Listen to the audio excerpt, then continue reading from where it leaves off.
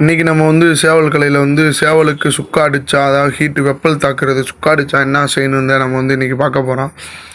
சுக்கா over heat ஆகிறது தான், அதுக்கப்புறம் ஓவர் வெப்பல் தாக்குறது, அதாவது ஹீட்டு சேவலை தண்ணிக்கே எடுக்காமல் எதுவும் செய்யாமல் வச்சுருந்து அது இதாகி என்ன செய்யும் அப்படின்னா சுக்கானில் கொண்டு போய் விட்டுரும். அது என்ன ஆகும்னா அந்த நெஞ்சு பகுதி, அந்த எலும்பு இருக்கு பாருங்க, எலும்பும் தோல் ஒட்டிடும். சேவலை நீங்கள் வந்து முதல்ல தூக்குவீங்க, நல்லா வெயிட்டாக இருக்கும். அடுத்தடுத்து தூக்குறப்ப பார்த்தீங்கன்னா சேவை பொசுக்குன்னு போயிடும், எடை வந்து ரொம்ப குறைஞ்சிரும். சேவை ஆக்கிருச்சு, சுக்கா அடிச்சிருச்சு அப்படின்னா உங்களுக்கே தெரிஞ்சிடும். அப்படியே சேவை வந்து வெயிட்டு அப்படியே சல்லுன்னு குறையும். சேவலையே உடம்பையே உருக்கி கொண்டு வந்துடும் சுக்கா நோய்ங்கிறது. இன்னொன்று ரொம்ப அது மோசமான நோயும் கிடையாது. சரி பண்ணவே முடியாதா அப்படின்னு கேட்டால் அப்படிலாம் கிடையாது.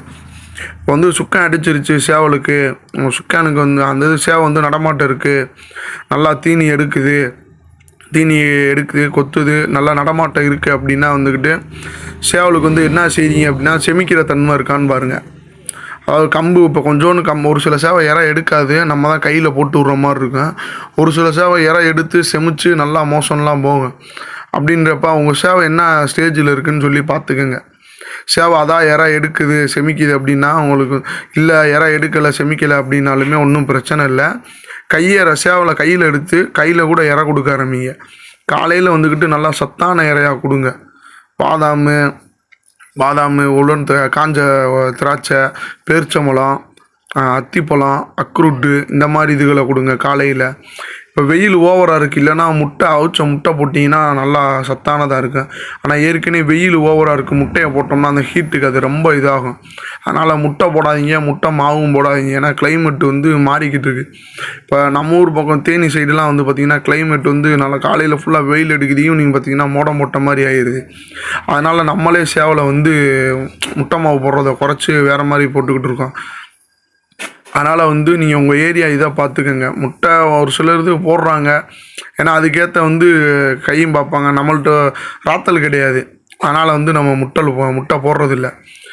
நீங்கள் வந்துக்கிட்டு நல்லா இருக்குது அப்படின்னா சேவலுக்கு வந்து காலையில் பாதாம், பிஸ்தா இந்த மாதிரி கொடுங்க. நைட்டு வந்து நல்லா சத்தான உணவாக கொடுங்க. கம்பு, கேப்பை, கேழ்வரகு இந்த மாதிரி மாவு ஐட்டங்கள் கொடுங்க. நல்லா அரைச்சி நல்லா தெம்பான தீனியாக கொடுங்க. அதுக்கு இன்ஜெக்ஷன் அதுக்கடுத்து சேவை நல்லா திண்டு செமிக்குது, நல்லா நடமாட்டம் இருக்குது அப்படின்னா நிரோபியன் இன்ஜெக்ஷன் வாங்கி 3 நாளைக்கு ஒரு இன்ஜெக்ஷன் சொல்லி அடிங்க. இந்த நிரோபியன் இன்ஜெக்ஷன் என்ன செய்யும் பார்த்தீங்கன்னா நரம்பு எல்லாத்தையும் வலுவாக்கும். சேவல் அந்த நரம்பு பிடிப்பெல்லாம் ஃப்ரீ ஆக்கி நல்லா சேவலை வந்து வலுவாக்கி நடமாட்டத்துக்கு கொண்டு வரும், நல்லா நடமாட்டத்துக்கு. அதனால் வந்து அந்த நிரோபியன் இன்ஜெக்ஷன் அடிங்க. அது எங்கே அடிக்கணும் அப்படின்னா நெஞ்சு பகுதியில் தான் அடிக்கணும். அப்படி நிரோபியன் இன்ஜெக்ஷன் அடிக்க தெரியாது அப்படின்னா நீங்கள் வந்து நிரோபியன் மாத்திரை வாங்கி போடுங்க. ஒரு நாள் விட்டு ஒரு நாள் நிரோபியன் மாத்திரை வாங்கி போடுங்க. மெடிக்கலில் நிரோபியன் மாத்திரைன்னு கேட்டிங்கன்னா அவங்களே கொடுப்பாங்க.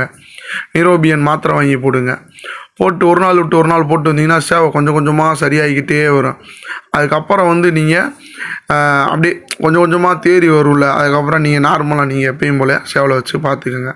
சேவல் கலை வளரட்டும்.